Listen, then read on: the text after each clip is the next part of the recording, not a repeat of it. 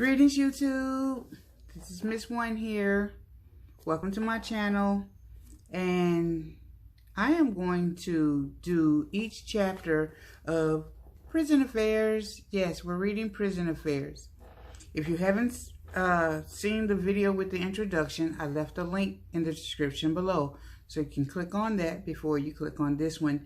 And all subsequent videos will have the previous link to the previous video in the description below. So we're gonna just jump right in on each video, on each chapter. If you have not subscribed to my channel and you like what you see, please hit that subscribe button. If you want to get notifications each time a video come out, please hit that bell. We're not going to do that again anymore either for this series. When I come on, I just want to jump right in to the next chapter so I can preserve my voice and preserve your time and my time. Okay? Now let's get right at it. We're on Prison Affairs and we're on chapter 1, my first letter. Wow. Got my glasses, okay. My prison experience began one sunny April afternoon when I checked the mailbox. I found a handwritten letter from a Texas Department of Criminal Justice, TDCJ Correctional Facility. I was intrigued. The letter was addressed to the previous occupant of the lovely 4-bedroom home that my 3 children, Crystal, Brian, and Dante, ages 20, 19, and 11 respectively, and I had just moved into 1 month prior. I was curious as to what the writer had to say, so I opened the letter. I shared the letter with my baby sister, and we both had compassion for the writer. He was wondering why he had not heard from the previous occupant. I decided to respond. My sister could not believe I was considering writing this jailbird, as she said. She said he could be crazy or deranged, and I might get myself hurt whenever he got out. I had no fear whatsoever. I had a lot of compassion for him as he was reaching out for his long-gone lover/friend.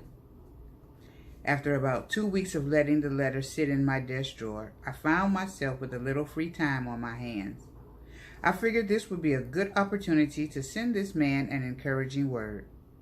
I told him that God loves him, I love him, and although the person he sought was no longer at this address, to keep his head up. I didn't know if he would respond, and I didn't care, just really. The most I could hope for is that he would quit searching for his old friend at my address. Wouldn't you know, a week later, I got another letter with the same handwriting from the same correctional facility. However, this time, the letter was addressed to me. I'm thinking, uh-oh, what could he possibly have to say to me? I opened the letter. To Christine, from your new friend, 5/31/03. The song in the margin read, I Should Be by Drew Hill. Reason, new friend. Hello, stranger. How are you? Well, I first want to hope and pray that by the time these few soft touching words fall inside of your warmness, it will find you healthy and within the very best of spirits. Secondly, please allow me to introduce myself. My name is Tyrone Jones, as you already know. Yes, I am a black man, age 28, Virgo. I'm brown skinned with dark brown eyes, short cut hair, 5'9" and 171 pounds. I'm from Houston. Listen, Christine, your letter was a very unexpected surprise to me. My heart started to beat triple times. As I started to read your letter, I asked myself, could this be true? Could this be the answer to my prayer? I've been praying to God and I asked him to send me an angel. Old girl and I were just friends since grade school. I was glad to know your heart was as real and strong as it was to reach out to me and allow me in your life as a friend. I'm a very serious person when it comes to dealing with all women. I'm a very loving young man a very understanding man, and most overall, I like to be special in all ways. I'm a man of respect. I enjoy conversation, but choose not to play childish games. Right now, you got me a little shook up and confused on your true purpose of writing. Are you hurting inside, sweetie? I'll be here for you as a friend. Are you searching for Mr. Right? Or is this just something you are doing to pass your time? I understand what you have been through with your ex-man. Do you feel you are ready for a real man in your life that's going to sweep you off your feet? I'm up for release in 20 months and then I'll return to Houston. I'm sitting here listening to these slow jams. You are right about how much it means to a man to hear from someone special or a close friend, especially with body spray all over the letter. It makes me feel loved all over again. I deserve a special woman in my life, and I could love her to death. I really would like to get to know you, and I hope that your love will be as real as it can get. There is nothing like a sweet and pure sister by your side at a time like this. This is when the realness shows, the test of times. But as friends, I don't and won't expect much of you. Write me whenever you can and send me some beautiful pics. I like receiving pics from that special person in my life. And yes, from this day on, you are special to me, even if it means the best of friends. So, sweetie, tell me a little about yourself. You didn't tell me nothing about Christine, but I enjoyed your letter. I can tell that you are real smart by reading your letter. I had a brother on crack. He was dangerous to himself and everybody around him. It's sad, boo. I thank God that has never been an issue throughout my life. Let me tell you the truth right now. Let's get this understood. It's been a while since I've had that soft touch of sweetness in my life. So if by chance that your heart, mind, body, and soul belong to someone, please let it be known. Simply because this letter writing is more than ink and paper, baby. It's very easy for me to believe you when you tell me that you love me. It is very scary because there are so many different ways of loving someone, boo. But I hope that you will open up to me 110% and give me the right directions of your kind of love. And if by chance that I need to keep my deepest feelings and emotions deep down inside, tell me. Be honest with me. Because this distance love is serious. But I'll let you be that badass mama and let you hold it down for the two of us. I will follow your lead and keep my prayer and searching, seeking, and awaiting for my angel. I'll let you go, sweetie. Take care of yourself, girl. And remember that I will always be thinking of you, okay? And awaiting for your next letter. Yours truly, Tyrone. I guess you're probably wondering what my initial letter stated. Basically, I wished him well, talked about God, and making it through whatever life throws our way.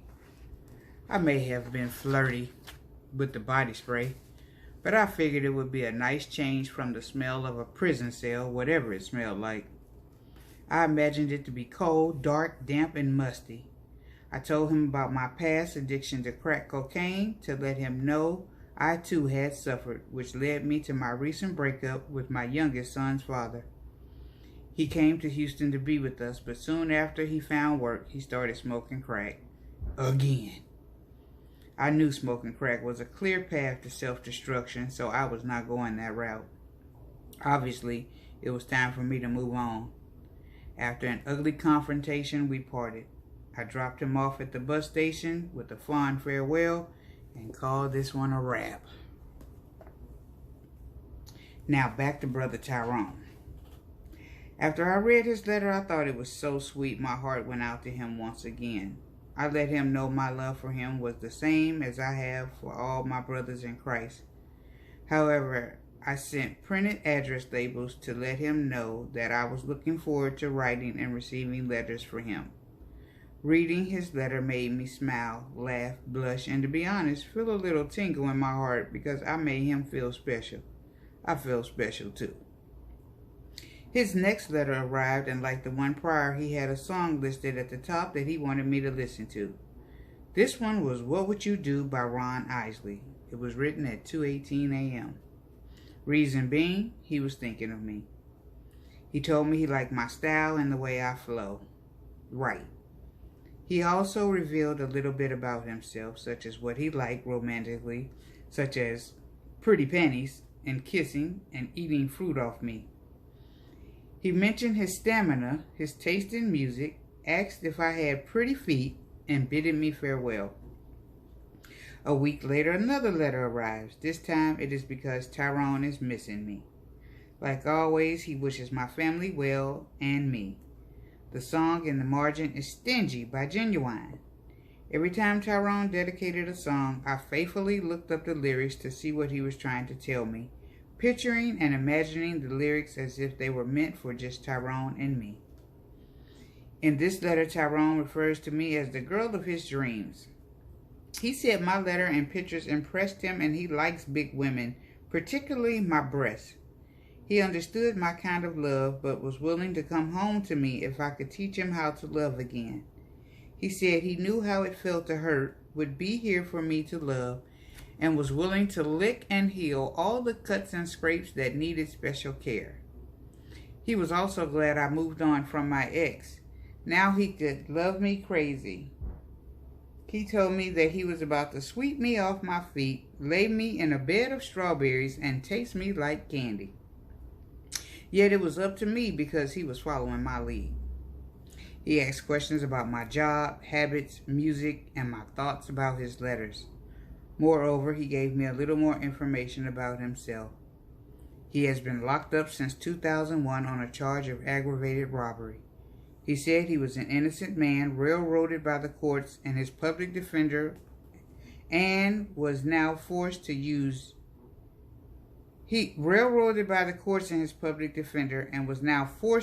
jailhouse lawyers to fight his case on appeal.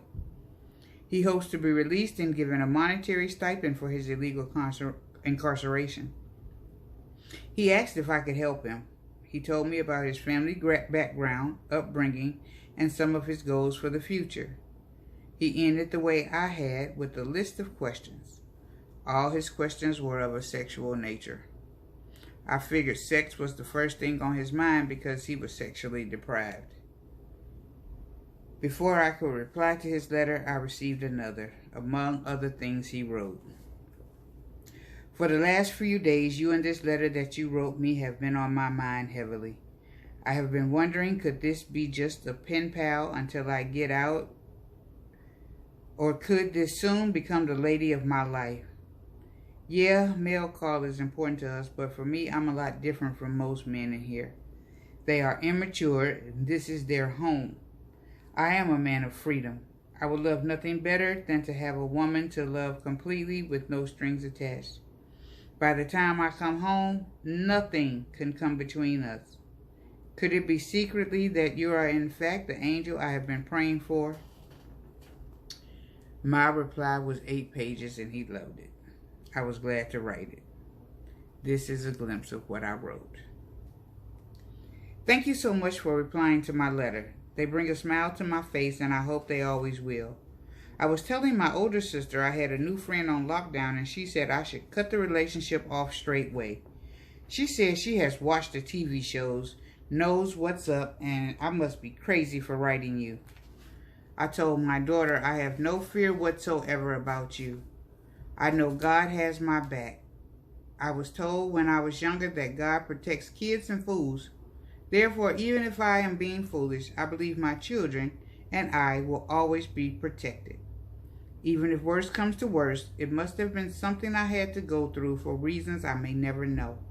I hope our love can grow into more, but I don't know because I don't know you. We would just have to keep writing and see what happens. I think about you from time to time and wonder if you are being for real. I'm going to have to simply take your word for it and go from there. Our love for each other can and will grow if that is what you choose. I like what you are saying to me and I need a good man in my life, but how much our love grows is out of our hands. We cannot decide to like, value, or think about the same things. We just have to be honest with each other, and if we click, we click. In addition, I really need to feel you